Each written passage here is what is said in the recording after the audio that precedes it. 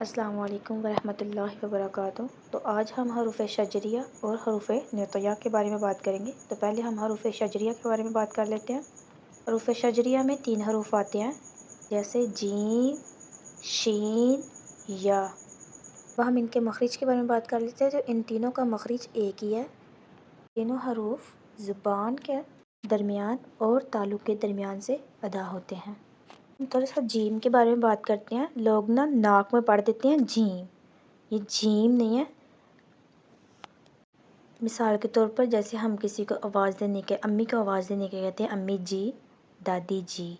تو امی جی ہے نا، جو جی، اس جی کو لمبا لے کے جانا ہے، اینڈ پہ امیم کی آواز آئے، جیسے جیم زبان کے درمیان اور تالو کے درمیان سے ادا ہوگا، نہ کہ ناک سے۔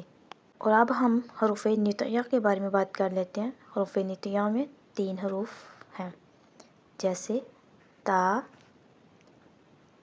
دال، طا۔ اب ہم ان کے مخرج کے بارے میں بات کر لیتے ہیں۔ زبان کی نوک اور اوپر کے دانتوں کی جڑ سے ادا ہوتے ہیں۔ تا اور طا میں اب فرق دیکھیں کہ جو طا ہے وہ حروف مستعلیہ میں سے ہے۔ تو انشاءاللہ میں آپ کو حروف مستعلیہ کے بارے میں اگلی ویڈیو میں بتاؤں گی۔ حروف مستعلیہ کا مطلب ہمیشہ پر پڑھے جانے والے حروف۔ اب آپ نے تا اور طا کو پڑھتے وقت دھیان رکھنا ہے۔